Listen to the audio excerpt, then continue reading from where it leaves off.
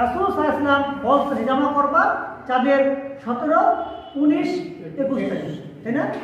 যে এই দিনগুলোতে হিজামা করবে তার মানে অন্য কোনো ব্যবস্থা অবলম্বন করা হয় সেখানে কি থাকবে?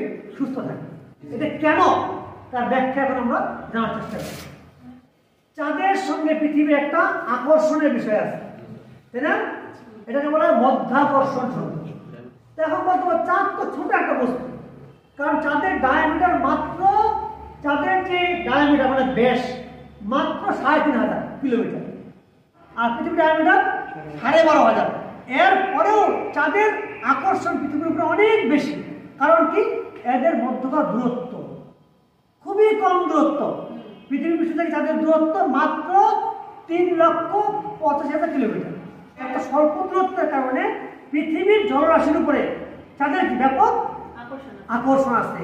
এই জন্য দেখবা তোমরা পূর্ণিমার সময় সমুদ্রের পানি, নদীর পানি কি ফুলে ওঠে না? ফুলে ওঠে। এবং তোমরা খেয়াল করবে যারা গ্রামে থাকো দেখবা যে ওই সময় বেশি মাছ ধরা পড়ে, বিশেষ করে চিংড়ি মাছ দেখবা যে একদম পানির কোথায় চলে আসে? উপরি অংশে। খুব সহজেই কাপড় দিয়ে এরকম ই করলেও কি মাছ ধরা যায়। তার মানে পূর্ণিমার এই দিনে বা পূর্ণিমার রাতে চাঁদের প্রবল আকর্ষণে পানি ফুলে ওঠে। হ্যাঁ, এটাই বলছি যে জোয়ার হয়, ভাটা না। কি হয়? জোয়ার হয়। আচ্ছা, এই যে জোয়ারটা হলো, এই জোয়ারটা খালি কিন্তু মানে জলভাগে না, এই জোয়ারটা স্থলভাগেও হয়। ঠিক আছে? দুইজন কানাডিয়ান বিজ্ঞানী আমেরিকার উত্তর অংশে একটা গবেষণা করছে যে চাঁদের 15তম দিন মানে যেদিন পূর্ণিমা হয় ওই দিন মাটির কি পরিবর্তন হয়।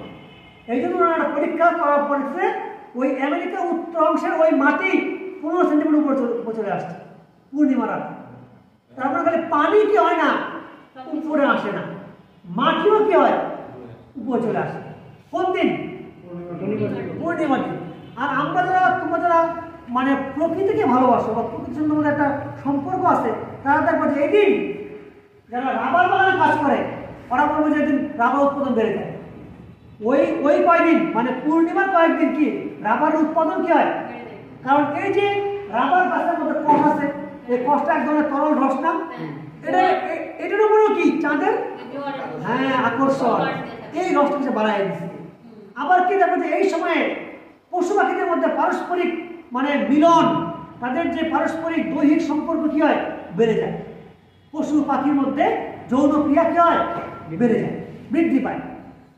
আবার দেখবা এই সময় যে সকল দেশে অপরাধ হয়, যেমন মেক্সিকো আছে না, পাশ্চাত্য দেশগুলোর মধ্যে মেক্সিকো খুবই অপরাধ প্রবণ দেশ, এইরকম দেশগুলোতে মারামারি, কাটাকাটি, ছিনতাই, রাহাজানি বেড়ে যায়।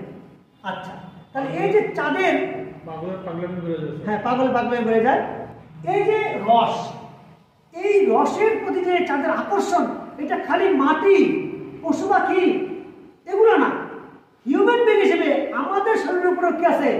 প্রবল একটা চাপ আছে। কারণ আমাদের দেহের প্রায় 4 ভাগের 3 ভাগে হচ্ছে কি আমাদের পানি, আর 1 ভাগ হচ্ছে কি সলিড ম্যাটেরিয়াল, অনসলিড ম্যাটেরিয়াল। তার মানে আমার দেহের মধ্যে পানির প্রাবল্য বেশি। তাহলে এই যে চাঁদের আকর্ষণটা আমার দেহের পানির মধ্যে আছে, আর দেহের পানির সিংহভাগ আছে আমার ব্লাডের মধ্যে, ব্লাড ভেসেলের মধ্যে।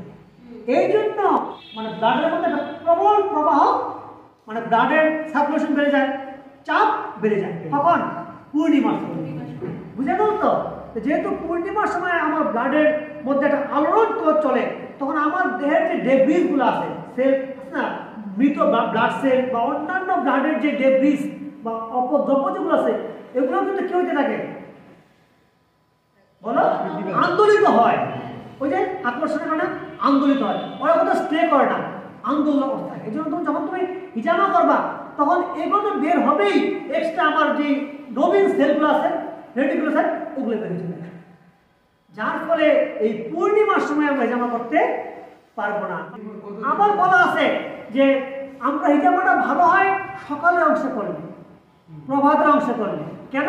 তখন সূর্য আস্তে আস্তে উদিত হয়, আর তখনও পূর্ব আকাশে দেখবা চাঁদ থাকে। তারপরে চাঁদের একটা হালকা প্রভাব আমার দেহের মধ্যে আসে। ওই জন্য সকালবেলায় পড়লে এই মানে চাঁদের হালকা আকর্ষণে আমার দেহ থেকে অপতপগুলো আস্তে আস্তে উপরের দিকে কি হবে চলে আসবে। আর কিসের সময় পূর্ণিমার পরে, অর্থাৎ পূর্ণিমা 15 তারিখে 16 তারিখে গ্যাপ দিয়ে আমরা কি বলছি, কি বলছে 17 তারিখ, ওই দিন থেকে আস্তে আস্তে ওই যে আন্দোলিত ডেব্রিসগুলো অপদ্রব্যগুলো আস্তে আস্তে সেডিমেন্টেশন হতে থাকে। কোন জায়গায়? দেহের সবচেয়ে চুলের অংশটা, এই যে স্ক্যাপুলা, আমাদের দুই স্ক্যাপুলার মাঝখানে জায়গাটা আছে আমাদের, এই জায়গাটা কি অত বেশি নাড়াচাড়া করে? এটা নাড়াচাড়া কম হয়। এই জায়গার মধ্যে এসে ডেব্রিসগুলো জমা হতে থাকে।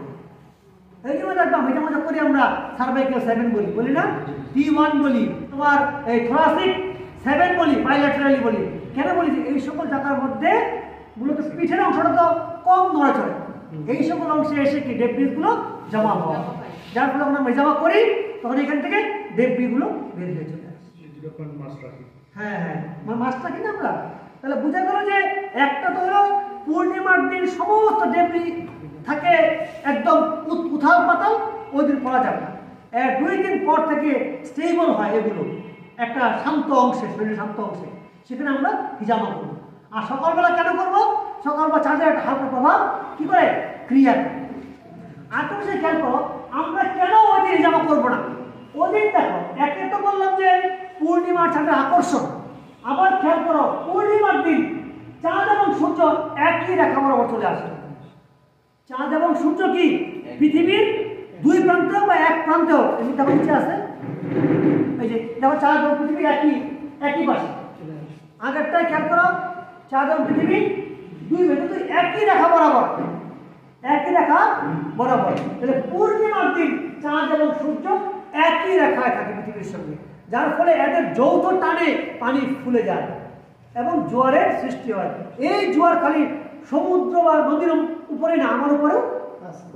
এই জন্য আমরা বলি যে পূর্ণিমার দিন হিজামা না করা বা পূর্ণিমার আগের থেকেই হিজামাকে অ্যাভয়েড করা।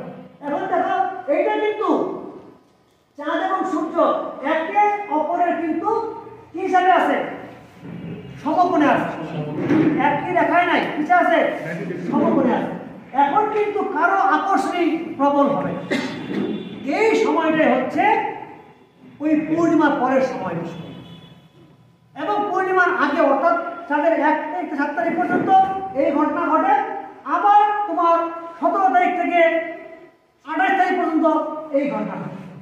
তাহলে আমরা সাময়িক বুঝতে পারলাম যে পূর্ণিমার দিন চাঁদের আকর্ষণের কারণে জলরাশির উপর যেরকম ভাবে প্রভাব বিস্তার করে, চাঁদ ঠিক একইভাবে হিউম্যান বডিতেও প্রভাব বিস্তার করে। এই জন্য আমরা ওই সময় জামা করবো না। ওই সময় জামা করলে আমার শরীরের ব্লাড ভেসেল থেকে অনেক উপকারী উপাদান বের হয়ে যাবে, বিশেষ করে নবীন যে রেড ব্লাড সেল, এটাকে বলি আমরা রেটিকুলোসাইট, এটাও বেরিয়ে আসতে পারে, কারণ তো ডায়ামিটার ছোট, ও বেরিয়ে আসতে পারে। Is it clear? আমরা বুঝতে পারলাম কেন পূর্ণিমার সময় আমরা জামা করবো।